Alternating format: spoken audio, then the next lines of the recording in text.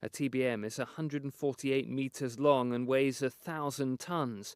This is the equivalent of 14 London buses end to end and a staggering 143 buses in weight. It has a rotating cutter head at the front and a series of trailers behind housing all the mechanical and electrical equipment. There are two types of TBM being used by Crossrail: earth pressure balanced TBMs and mix shield TBMs. 6 earth pressure balance machines will be used for the 18 kilometres of tunnel through the clay to the west and the riverbed deposits in the east, while 2 mixed shield machines will be used to drive the tunnels through the chalk beneath the River Thames. Depending on the geology below and the buildings above ground, each TBM will travel between 90 and 150 metres each week, ending up to within a millimetre of where it needs to be. The first part of the TBM's work is the tunnelling phase. The earth pressure balanced TBM has a cutting wheel which is pressed against the tunnel face by hydraulic cylinders. Inside the cutting wheel, the disc cutters and scraping tool loosen the material. If the earth is unstable, and to stop the tunnel face collapsing or digging too fast, the TBM uses the soil that has already been dug out by the cutting wheel to support the tunnel face. This creates a stable environment for the tunnelling to move forward. The tunnel face is continuously monitored by pressure sensors. They check the turning power of the cutting wheel and the screw conveyor, and they also keep track of the material that's been excavated. The material is then taken away on conveyor belts. Once the tunnelling phase is done, the cutting wheel and screw conveyor are stopped and the ring building phase starts. A complete tunnel ring consists of several lining segments made of pre-built reinforced concrete. These are made in a special factory above ground. They must match the exact size required and are taken into the tunnel on flatbed rail cars. The concrete segments are fed in by the segment feeder and lifted into place using a vacuum. The hydraulic cylinders are temporarily retracted in order to provide enough space for the new segment. The segments are positioned with millimetre precision and held in place by cylinders before being finally bolted into position. The conical keystone is put in from the front to complete the lining ring. Each individual tunnel ring is built in a slightly conical form. This means that curves can be built along the tunnel route by changing the direction of the cone.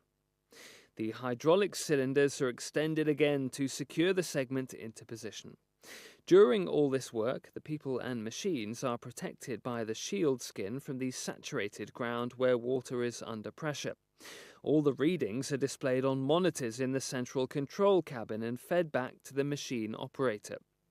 Once each section of ring building is completed, the next tunnelling phase can start. The mixed shield TBMs dig in a different way to the earth pressure balanced TBM and will be used for tunnelling in waterlogged conditions such as below the Thames.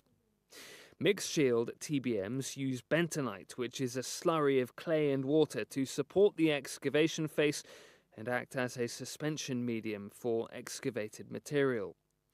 The excavation chamber is behind the cutting wheel and separated by a submerged wall from the working chamber. The excavation is completely filled with bentonite and the working chamber is approximately 2/3 filled. The two chambers are connected in the form of communicating pipes via an opening in the submerged wall. A filter cake is created ahead of the cutting wheel by pressurizing the bentonite in the working chamber with compressed air. The bentonite penetrates the ground to form a membrane which holds back water. Changes in the soil can be handled by adjusting the pressurization. The dugout material falls into the excavation chamber. Small grains are dissolved into the bentonite and bigger stones and debris fall to the bottom. Flushing nozzles guarantee smooth removal of the excavated material. The excavated material is pumped through the suction line to the separation plane at the surface. Here the soil is separated out and removed from the bentonite suspension through a centrifuge, and the clean suspension is transferred back into the slurry circuit. As tunnelling advances, the flexible extension lines are installed to extend the lines after each thrust phase. Crossrail's first pair of TBMs, Phyllis and Ada, will construct Drive X, travelling from Royal Oak to Farringdon. A second pair of TBMs, Elizabeth and Victoria, will construct Drive Y, starting from Limo in Docklands and heading under central London to Farringdon. A further 2 TBMs, Mary and Sophia, will construct the tunnels for Drive H, running underneath the Thames from Plumstead to North Woolwich, followed by Drive Z and Drive G. All the tunnels will be completed by the end of 2014, a significant milestone in the programme to build the largest addition to the South East rail network in 50 years.